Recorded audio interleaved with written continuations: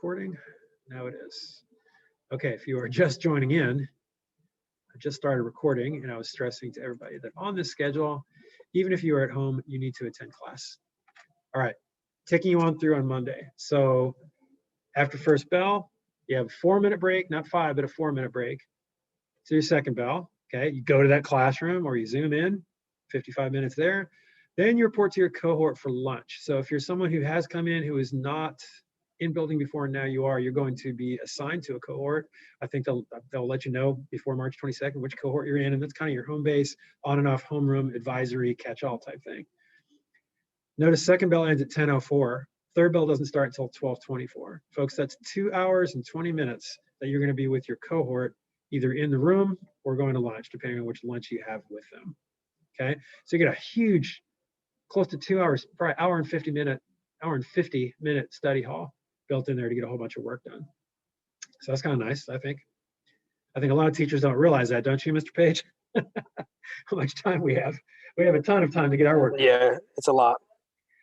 Okay, then after that, coming back from, if you have last lunch or your cohort time, you have third bell, 12:24 to 1:15 in that room or zooming with them if your teacher's doing that. 4-minute break, and then fourth bell. Better part of an hour for that one. Looks a little bit longer. No, that's still about, what is that? I guess that's around 49 minutes. Anyway, they're all around somewhere in the neighborhood of 50 minutes.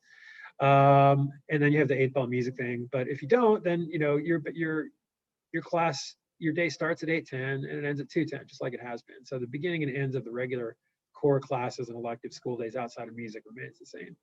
Okay, so that's Monday. Thursday is the exact same thing. Okay. Now, that means I'm not going to see you folks on Monday or Thursday. I'm going to see you guys on Tuesday, Wednesday, and Friday because this is fifth bell, right? So how does Tuesday and Thursday look? Well, again, beginning and end of the day the same. You have those music bells. For anybody who has that, you know who you are. Then your day otherwise starts with fifth bell. So you will have me first thing at 8:10 in the morning on Tuesday and Friday. 4-minute break. Sixth bell, just like you do first and second bell on Monday. Then you have the cohort thing, 2 hours and 20 minutes. Then after lunch, you have seventh bell. Feels kind of weird. A nice long bell there. And then to even it out, since we have 7 classes, but you got to fill an 8th bell to even it out, we have another extra cohort time. So you'll see your cohort a lot on Tuesday and Thursday because you'll be in there, 2 hours and something. You'll go to 7th bell and then you'll come back for another like 45 minutes or 50 minutes. And then it ends up the same. Friday, exact same thing as Thursday. Wednesday doesn't change, everything's the same. Does that all make sense to you guys? Had you guys kind of absorbed that? Did you understand how it worked before I just explained it to you? Somewhat. Some yes, some no. Okay, what questions do you have about that? I can think of a couple good questions people asked in other class, but if you have one, I'll even give you participation for asking a question about the new schedule. Anything to get you guys to talk sometimes.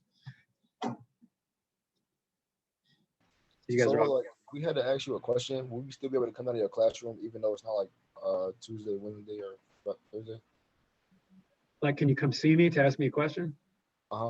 Yeah, in between classes, before school, after school, stuff like that. Or during cohort time, your cohort teacher. I think they used to discourage that at the beginning of the year, but I think things are loosening up now where even now, I mean, cohort teachers sign their kids out to go see a teacher and ask questions about something. When you say, Mr. Page? Yeah, so yeah, that's fine, Tay. All right, other questions, keep them coming.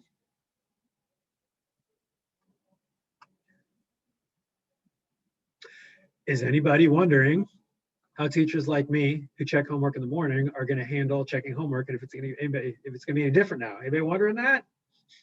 Maybe. You're not wondering, Ethan? Why? Because you're assuming I'm going to do it the same way, or Like, you don't so care? when we get to high school, like, if we're doing online now or remote, I guess, Yeah. when we get to the school, do we get our own locker, or do they just? Great question.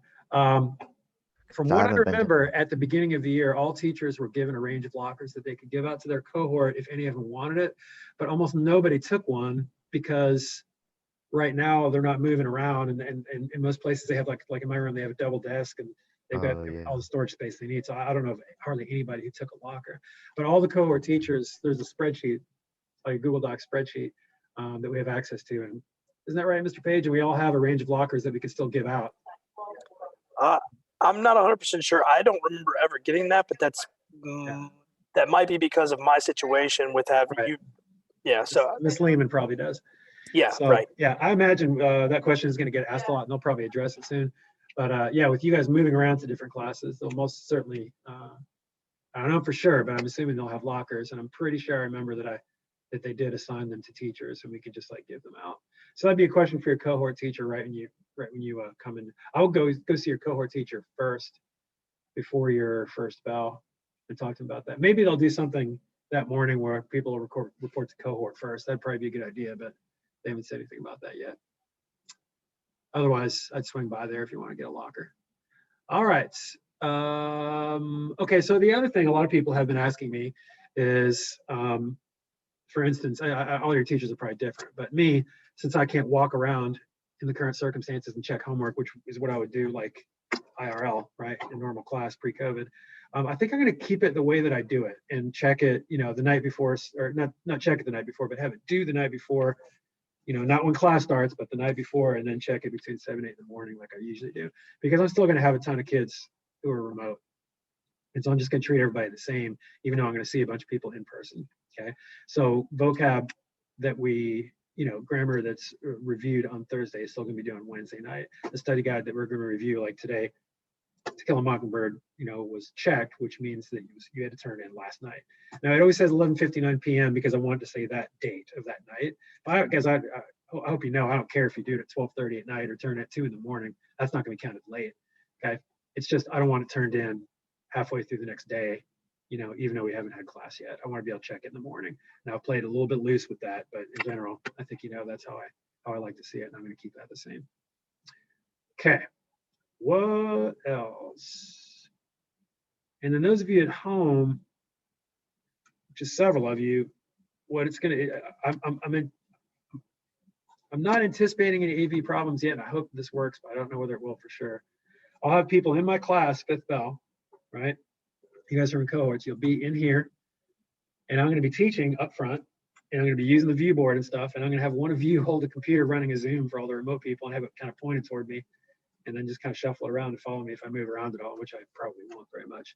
And I'll probably try to speak loud enough where it'll come through the microphone, and everybody at home can just be here attending class as if they were here, but seeing it through a Zoom. So instead of me sitting at my desk, it'll be me at the front of the room, and you might get a glimpse of other human beings here in the classroom. Okay. A lot of information. Questions? Okay, next topic. Scheduling for classes.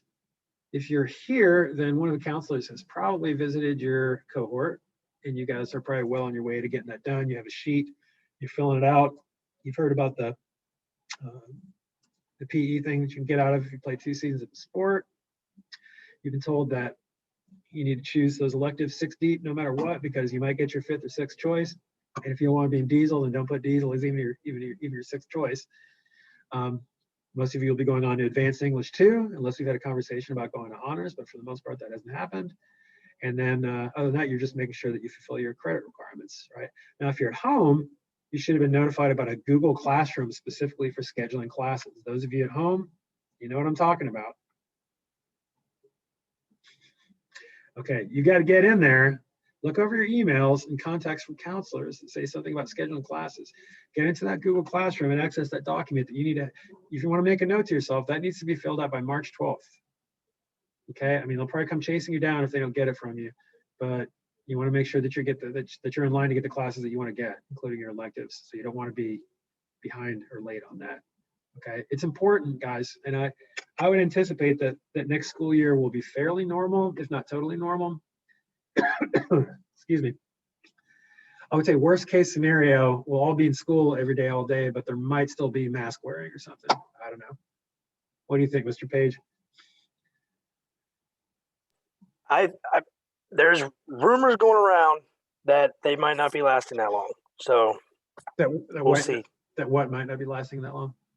Masks. Texas is already opening up. If people decide they want to follow, I'm saying worst case scenario, I would think we'll be in school, but some masking. Yes. Hopefully not. Yes, absolutely. Hopefully not even masking. There was something that just came out from the White House in the last 24 hours that said that they think they're going to have enough vaccines for everybody in the country who wants them by May. And that's by May. I heard that. I saw that too. So that sounds like good news, and hopefully things will be totally back to normal next year. I certainly hope so. All right. Now, let me look at my list here, because we're supposed to finish the study guide on the first 6 chapters of To Kill a Mockingbird. You had a week to do it. And just hang for a sec, because I want to check off some stuff here.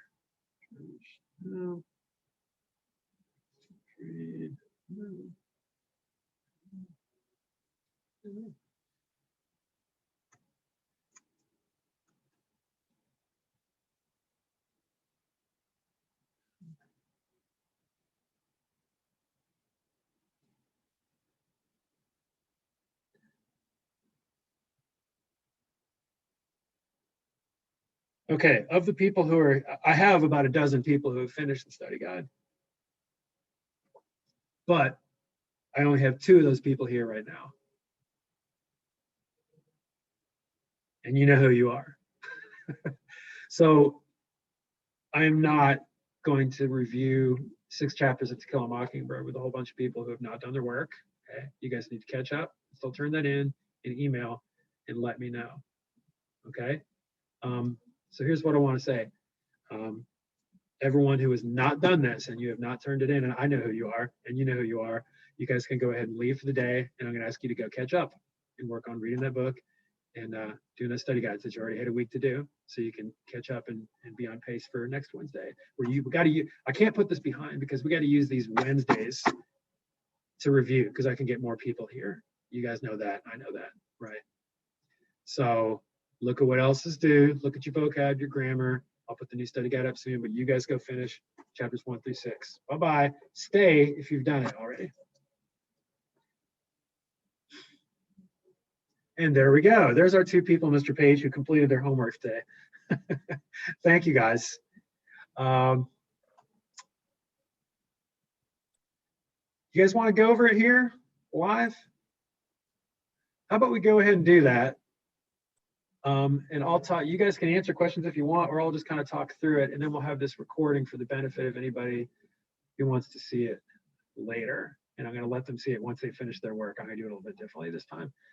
All right. Miriam, you with us? I see your forehead moving around there. Yeah. Okay. Thanks for doing your homework. I appreciate it. All right. So we got chapters 1 through, how did you guys do with this so far? Do you feel like you're following what's going on? Okay. I thought I did okay with the study guide and the story. Yeah. Okay. I haven't looked at it real closely yet. I'm going to do that after we leave. All right. So in chapters 1 through 6, I'm going to talk about the plot, the point of view, the theme a little bit, and then I'll kind of go through the questions. So the plot, you've basically got the information about, you're introduced to the characters, right? But it's this whole intrigue over this character named Boo Radley that kind of drives the early chapters of the book. Okay. It seems kind of fairy tale-ish, kind of mystery-ish, like stuff that little kids would talk about. They don't really know what they're talking about. And they're telling like kind of tall tales and stories that you kind of get the feeling are probably exaggerated, right? But it's something that kind of passes the time in these hot Alabama summers, right? So there's tension and mystery about all that, about all the stories they tell.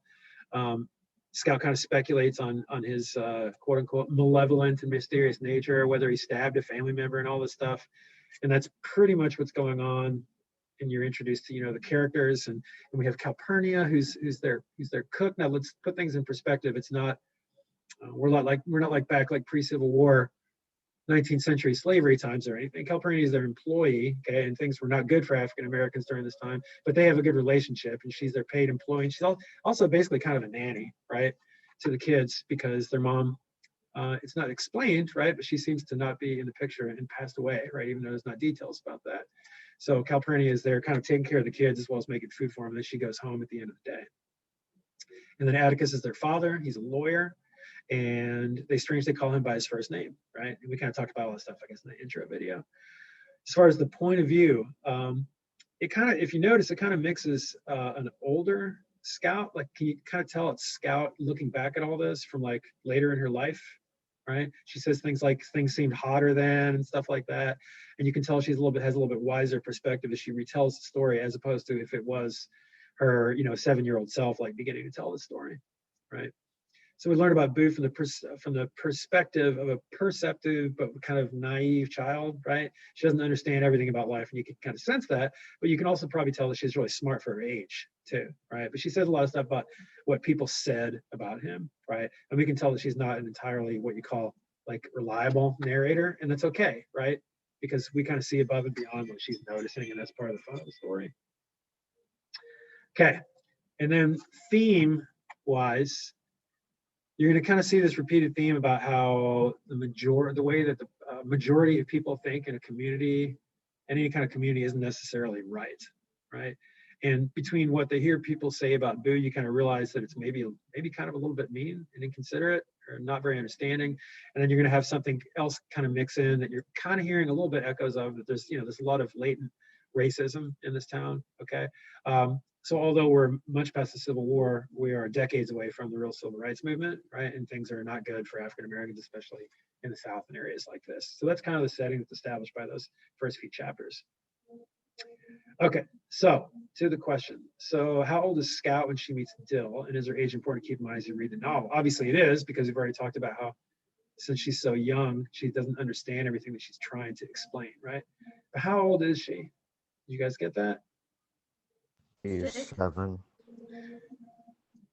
Yeah, she's actually 6, right? She mentions that Dill is a year older than she is, and he's 7. I might have said she was 7 before. I think she eventually is. And the PDF was very confusing on how to explain it, because I thought Dill was saying he was 7, then I had to look it up just to make sure. Yeah, Dill's. I was so confused. Yeah, well, that's okay. It's not terribly important. It's just you want to get the general Yeah. idea of how old. It's important because it just kind of helps us understand how she's kind of. Do you know the word naive?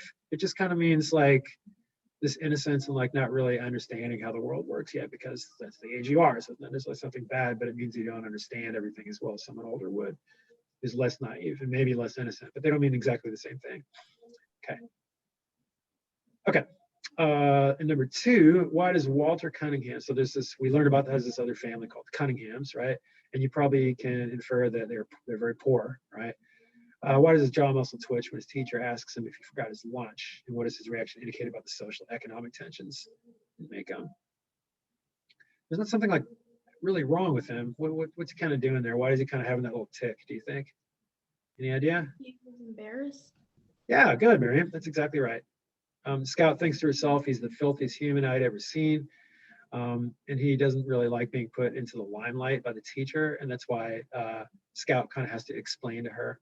He's got that pride. He doesn't want to take gifts from a stranger, even though he really needs it, right? And she refers to students who show up to school only once a year, implying they're kind of needed at home to help support the family. So you have to remember, not only is it the South, not only is it in a small town, not only is there a lot of farming, but it's also during the Depression, right? So while this was written in the 50s, it's about the 1930s. So just like in Marigolds, there's a lot of poverty, and it especially hit farmers hard, right? So he's from a family like that. So that's kind of part of the setting too. Okay, and number 3, what is the simple trick that Atticus advises Scout to use? It's not a trick, right? But it's a way of thinking. What evidence is there in this chapter that Atticus uses this trick himself? It's our whole thematic unit, right? What's that word that we've used?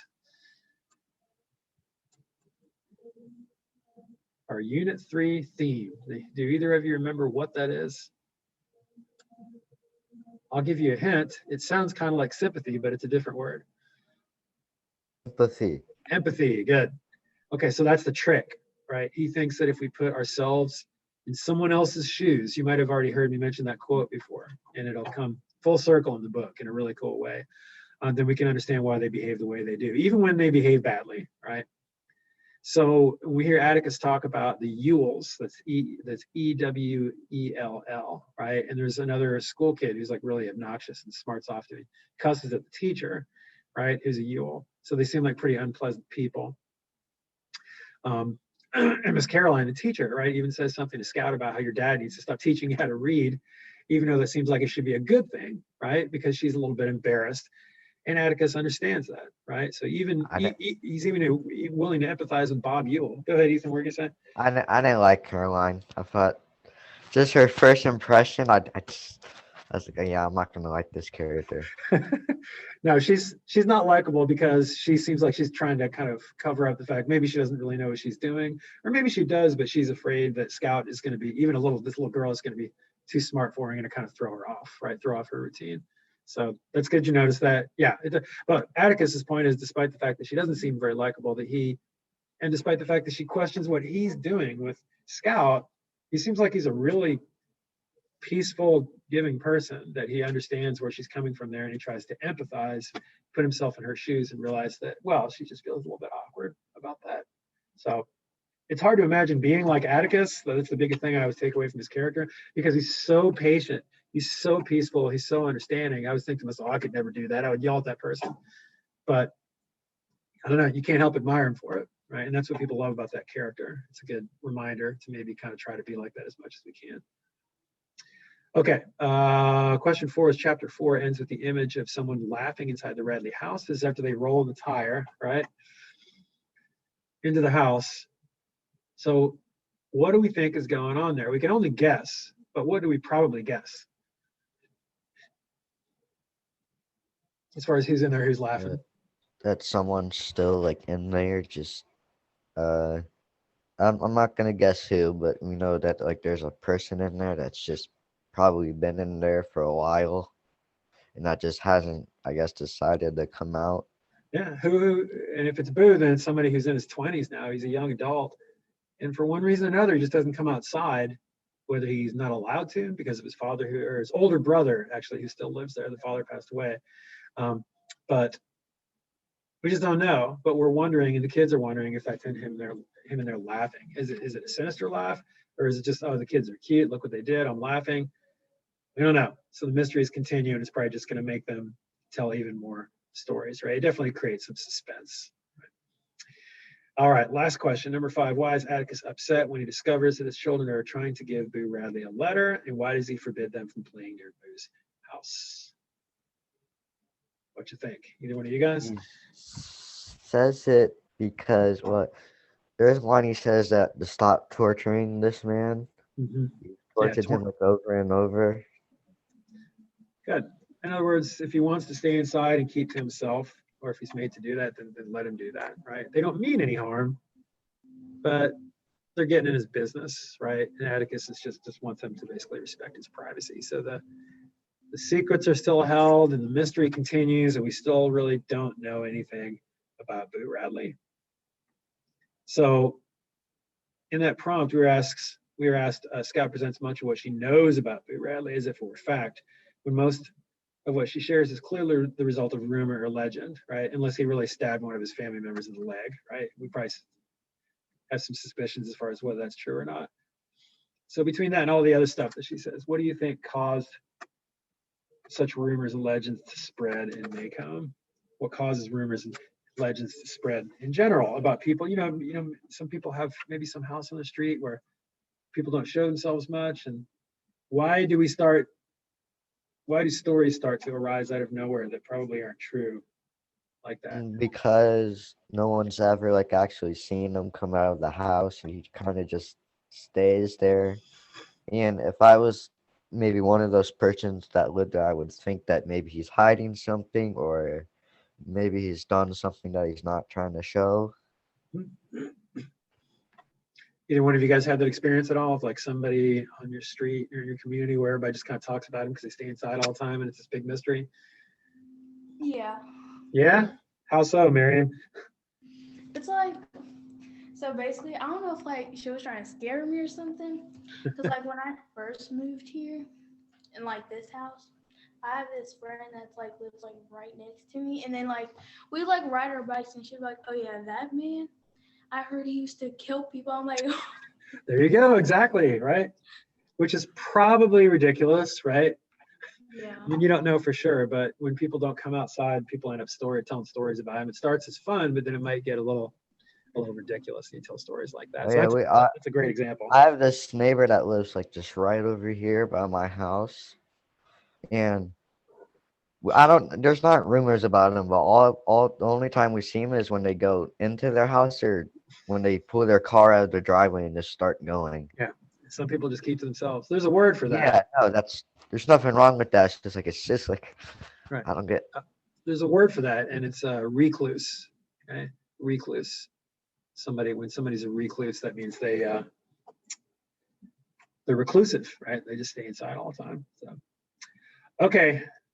Thanks for sticking around, guys. Thank you for doing your work. And now I have a video reviewing the answers for Study Guide 1. So keep up the good work. Keep an eye on everything that's going on. Let me know if you guys have any more questions about scheduling or or return to school and stuff. Okay. All right. See ya.